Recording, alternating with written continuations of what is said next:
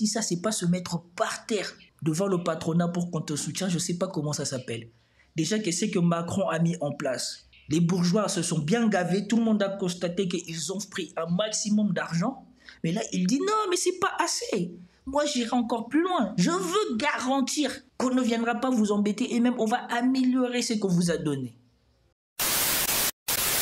Bonjour mesdames et messieurs, bienvenue sur ma chaîne. Pour cette vidéo, on va s'intéresser à Édouard Philippe. Coïncidence, hier, je l'ai mentionné dans une vidéo que j'ai faite sur le gaspillage de l'argent des Français par Emmanuel Macron en le donnant au patronat. Et dedans, on pouvait voir Édouard Philippe, le 20 juin 2024, déjà être en train de ramper par terre, de mettre de la pommade sur le patronat français. À attendre ce qu'il disait dans cette vidéo, ça préparait sans doute ce qu'il vient d'annoncer aujourd'hui, sa candidature pour les élections présidentielles de 2027. Et en faisant ça, il coupe déjà l'herbe sous le pied d'Emmanuel Macron. Donc sans plus tarder, nous passons à la vidéo. Commentez, likez, partagez pour me soutenir et soutenir la chaîne. Nous allons commencer par l'annonce qu'il a fait aujourd'hui, ou l'information qui a été divulguée aujourd'hui. Ce timing, Sylvain, que l'ancien Premier ministre français Édouard Philippe a choisi pour annoncer sa candidature, non pas à Matignon, mais à la présidentielle de 2027. Oui, Édouard Philippe qui prend un petit peu d'avance. Alors il faut bien reconnaître que cette annonce ne surprend pas sur le fond. Ça fait des années qu'on prête des ambitions présidentielles à Édouard Philippe, qu'il n'a d'ailleurs jamais démenti. Elle interroge effectivement sur le timing à un moment où la France n'a pas encore de Premier ministre. Mais c'était aussi l'occasion pour Édouard Philippe de marquer un petit peu son territoire. D'abord, ça lui permet d'apparaître un petit peu comme le pilier de cette association ex-majorité présidentielle et droite républicaine qui semble se dessiner pour Matignon. Ça lui permet de rompre définitivement avec Emmanuel Macron.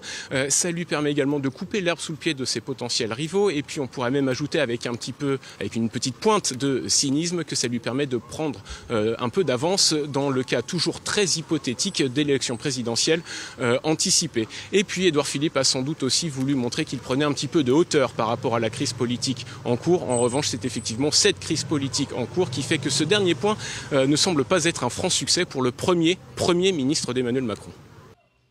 Ok, donc ça c'est l'annonce d'aujourd'hui. Et je vais vous montrer ce qu'il disait au patronat français par rapport à la politique pro-business qui consistait à donner des cadeaux fiscaux et à faire des réformes qui arrangent le patronat français qui est inquiet à cause du fait que le nouveau Front populaire soit arrivé en tête aux dernières législatives et que si jamais le nouveau Front populaire devait arriver au pouvoir, ça serait la fin de la fête pour eux et de la politique pro-business que Macron a mis en place depuis qu'il est arrivé en pouvoir en 2017. Ça fait 7 ans que le patronat français se gave et ici vous avez sans doute une séquence annonciateur de ce qui se passe maintenant. C'est que ici, vous avez Édouard Philippe qui est venu dire au patronat Macron n'en a pas fait assez pour vous. Et je vous garantis que je veux continuer cela. C'est pour cela que je vous dis, il est venu ramper comme un serpent, laisser toute sa dignité pour s'assurer le soutien du plus important, du patronat français. Comme ça, si eux ils s'alignent, ça veut dire qu'il aura droit au même soutien qu'Emmanuel Macron. Que vous considérez au regard de la situation politique actuelle, est-ce que vous considérez peut-être que vous avez été trop loin dans cette politique pro-business? Est-ce qu'on a donné trop aux entreprises? Est-ce que les résultats sont là ou pas? Et je parle, et j'imagine que dans leur tête, il y en a certains qui se disent « mais pourquoi elle pose cette question ?» Mais on voit bien que cette question, elle va être posée tout au long de cette matinée. D'abord, vous avez tout à fait le droit de poser cette question. Et ensuite, je crois que... Je dirais plusieurs choses. D'abord, je ne crois pas qu'on ait été trop loin en disant que la ligne... Et ici, faites attention à ce qu'on lui a posé comme question ici. On ne lui a pas posé la question de la politique pro-business par rapport aux patrons français, mais par rapport à la vie des Français. Est-ce que la politique pro-business qu'il était déjà en train de mener et qu'il a contribué à mettre en place avec Emmanuel Macron était efficace pour les Français et non pas pour les patrons? Et spoiler, il va répondre en orientant sa réponse uniquement pour le patronat français. Ça vous annonce déjà qu'est-ce qu'il prépare pour les Français. La ligne qu'on devait se fixer, c'était de faire attention à créer des conditions qui permettent aux entreprises françaises de ne pas être totalement larguées par les systèmes étrangers et les économies en compétition avec les nôtres. Limiter la pression fiscale sur les entreprises, et elle reste élevée, c'est pas rendre un service aux chefs d'entreprise. C'est créer les conditions dans lesquelles on vient plutôt investir en France qu'en Allemagne, qu'en Belgique, qu'en Italie ou qu'en Espagne. Maintenant, il dit que la pression fiscale en France resterait élevée. Et continuer la politique pro-business, c'est permettre aux gens de venir investir en France plutôt que dans les autres pays d'Europe. Cette politique est mise en place depuis 7 ans. Combien d'investissements industriels ont été faits en France qui ont profité aux Français? Et vous voyez ici, ils s'en foutent totalement du bien des Français. Ce qui l'intéresse, c'est que les grandes entreprises françaises qui profitent des deux côtés de tous les allègements fiscaux qui existent, parce que quand on dit qu'on allège soi-disant les charges fiscaux, on vous dit qu'on a allégé les charges fiscaux pour les secteurs qui embauchent le plus en France, ce sont les petites PME. Et donc oui, on leur enlève des cotisations des collectivités locales et des choses comme ça. Soi-disant, c'est mieux pour eux et c'est mieux pour le patronat. Mais au-dessus, vous avez les grandes entreprises françaises qui sont ici dans le MEDEF, qui vont venir et qui vont dire à ces patronats de PME, si tu veux que je te commande du travail, si tu veux que je commande du travail à ton entreprise, les réductions que tu as bénéficiées de la part du gouvernement, eh ben nous, on va reprendre une partie de ça pour augmenter nos marges et garantir la distribution de dividendes à nos actionnaires. Et donc, in fine, à qui? À eux-mêmes, le patronat et la bourgeoisie française. C'est en fait ça le truc qui est mis en place. C'est qu'on prend aux plus pauvres, on prend aux plus faibles, on vous dit que c'est pour que l'économie aille mieux, et en haut, on sait bien que ceux qui vont en profiter le plus, ce ne sont même pas les entreprises, ce sont les bourgeois et les investisseurs français. Parce que, comme Macron il avait dit, vous vous souvenez de la théorie des derniers de cordée, qu'il fallait nourrir la corde, et quand la corde allait bouger à la fin, ce sont les Français qui sont en queue de corde qui allaient bénéficier. La corde n'a jamais bougé parce qu'ils n'ont jamais bougé la corde. Ils ont encaissé l'argent, ils n'ont jamais investi, ils n'ont jamais réinvesti dans l'économie française. Il le sait. Mais il est ici en train de parler du fait qu'il faut continuer ça. C'est qui tue le français moyen et qui profite aux Français d'en haut, c'est ce qu'il faut continuer parce que dans les chiffres, on constate qu'effectivement qu'il y a plus d'argent qui est gagné, mais c'est gagné que par une petite élite de la France et tout le reste, on leur prend de l'argent parce que, étant donné que l'argent va directement dans le privé et que les plus pauvres n'ont pas cet argent, eh ben, il y a moins de rentrée fiscale, il y a moins d'argent pour les collectivités, il y a moins d'argent pour beaucoup plus de besoins des Français. Or, pendant ce temps-là, les Français d'en haut qui n'ont quasiment pas besoin de ce dont les Français ont besoin, parce qu'eux, ils vont payer leur propre hôpital, ils ont payé leur mutuelle, ils vont voyager, ils vont aller dépenser leur argent ailleurs. Pendant ce temps-là, le Français moyen, lui, ne verra plus le remboursement de ses médicaments être comme avant. Il ne verra plus l'hôpital où il allait être aussi bien qu'avant. Et c'est ça qu'il vous promet. C'est permettre aux entreprises françaises d'être à peu près dans des situations de compétition équitables, à peu près, parce qu'on sait qu'on a encore beaucoup de travail en la matière, face aux entreprises qui sont situées dans d'autres pays. Donc l'enjeu, il est là. Il ne s'agit pas de faire plaisir à tel ou tel. Il s'agit de se dire qu'on est dans un pays qui est ouvert, qui est en compétition très forte avec des voisins. Et je ne parle pas seulement de la lointaine Chine ou du dynamique Vietnam. Je parle de nos voisins allemands, de nos voisins belges, de nos voisins italiens. Il met en concurrence l'économie française, qui est structurée autour du service et du luxe, avec l'économie italienne où il y a des industries de genre habillement, textile, choses comme ça, à l'industrie allemande qui est plutôt ingénierie, machinerie et tout ça. Et donc, il met en chose des compétitions qui n'ont rien à voir les uns des autres. Et surtout, on répète encore, c'est qu'il défend ici, ça fait déjà 7 ans que c'est en place et qu'il n'y a pas de résultat. Et qu'aux dernières nouvelles, la France irait mal et que son déficit continuerait à se creuser. Et pendant ce temps-là, le patronat se félicite de sa politique pro-business menée par Macron depuis 7 ans et qui leur a profité à eux. Dans la petite industrie, on sait bien que la compétition, elle vient d'abord de nos voisins. qui sont dans le même système économique que le nôtre, dans l'Union européenne, et qui pourtant, parfois, ont des dispositions fiscales notamment, ou sociales, qui semblent plus favorables pour eux. Donc ça veut dire que par rapport à ce que vous avez mis en place, on revient sur la flat tax, la réforme du marché du travail, la réforme de la fiscalité, vous avez entendu ce qu'il a mis en place? Flat tax, réforme de la fiscalité, réforme du droit du travail, tout ça pour améliorer l'argent qui rentre dans les poches de la bourgeoisie. Parce qu'in fine, on vire les gens plus facilement, on leur paye moins quand on les vire, on limite les taxes des plus riches qui détiennent quoi? Non pas de l'immobilier comme la majorité des Français, mais des produits financiers. Et la fiscalité, on retire les impôts locaux, les impôts de collectivité. À la place, on prend la TVA des Français qu'on encaisse, on enlève moins 100 milliards, on redistribue. Parce que les impôts qu'on a enlevés, on sait que les marges, in fine, vont dans la poche des actionnaires.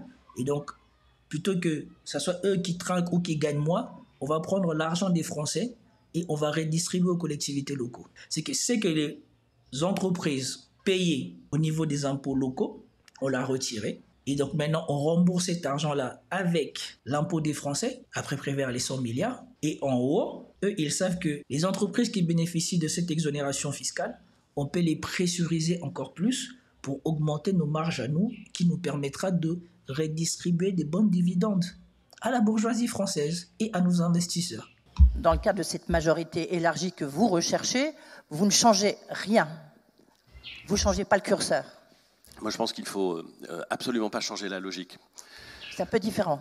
Non, je vais vous dire, dans la gestion d'une ville comme dans la gestion d'une entreprise, il faut savoir bouger vite, mais il faut aussi savoir être constant et cohérent.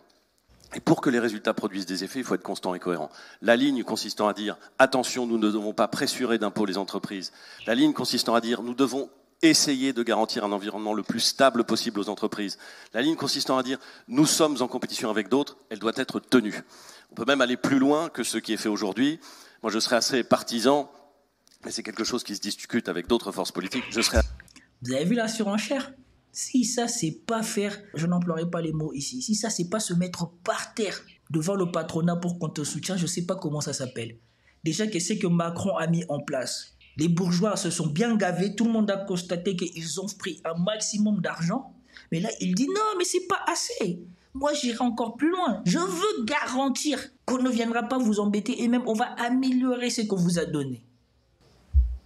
C'est assez partisan de mettre sur la table un principe probablement comme une règle d'or qui aurait à la fois l'immense mérite de dire que l'on ne peut pas augmenter la pression fiscale au-delà d'un certain taux, et Dieu sait qu'on en a besoin en France, et peut-être aussi de créer une règle juridique qui contraint, et qui contraint notamment l'État et l'ensemble de ses partenaires à ne pas laisser dériver la dépense publique au-delà du nécessaire. D'accord. Il veut contraindre l'État. Mais est-ce que, quand il était Premier ministre, il a pensé à conditionner toutes ces aides de l'État à ce qu'on constate un réinvestissement de tout l'argent, de toute cette politique qui a été mise en place en France, que l'on constate qu'il y a une réindustrialisation, que tous ceux qui gagnent cet argent, que tous ceux qui gagnent beaucoup d'argent réinvestissent dans l'économie française. Et ça, est-ce qu'on ne pouvait pas le mettre noir sur blanc dans une loi, que si on vous donne autant, c'est pour avoir des résultats? Mais par contre, lui, il est prêt à contraindre l'État à garantir que l'argent qui sort, qui va dans les poches des patrons, sera sans contrepartie. Et in fine, je voulais vous faire écouter Juan Bancro qui décrit ce qu'est Édouard Philippe, pour que vous compreniez vous-même à quel genre de personne vous avez affaire, pour que vous compreniez peut-être aussi pourquoi Macron l'avait choisi, et que ce n'était peut-être pas innocent, et que peut-être vous craignez ce qui risque de vous arriver si vous vous laissez encore aveugler par les titres télé et la campagne de propagande qui va être faite sur vous, si jamais c'est lui qui est choisi par le patronat français et la bourgeoisie française. Une nouvelle forme d'aristocratie, c'est-à-dire qu'on a des charges, on obtient des charges par un concours qui ne fait que reproduire socialement en fait votre position préalable. Donc vous rentrez en étant en concurrence avec les enfants de la même bourgeoisie à laquelle vous appartenez, vous gagnez face à eux, vous êtes haut fonctionnaire, donc vous rentrez au Conseil d'État. Vous avez une prébende à vie contre 10 heures, 15 heures de travail par semaine. C'est Hollande qui décrivait ça dans un entretien merveilleux quand il avait 30 ans sur la Cour des comptes. Il disait si je travaille 4 heures, je gagne 15 000 francs, si je travaille 8 heures, je gagne 30 000 francs et ainsi de suite. Bon, très bien. Pourquoi pas? Ça, c'est intéressant, c'est une organisation politique. Il décide que c'est pas assez. Donc, il passe dans le privé, dans un cabinet d'avocats anglo-saxon, où il va faire jouer ses réseaux au Conseil d'État et sa connaissance d'intérieur de la machine pour faire gagner des grandes entreprises étrangères contre l'État français dans ses procès au tribunal administratif. En parallèle, il se dit, c'est pas suffisant, donc je vais faire une carrière politique parce que comme on est dans un système aristocratique. Vous avez entendu, il a travaillé pour l'État. Après, il est parti dans le privé pour faire gagner des étrangers contre l'État et contre les Français. Et après, il vient dans la politique. Donc, ce sont les mêmes gens qui contribuent ou qui ont contribué à détruire le travail des plus pauvres en France, qui aujourd'hui viennent vous dire qu'on n'en a pas fait assez pour les patrons, il faut en faire plus au mépris des plus pauvres.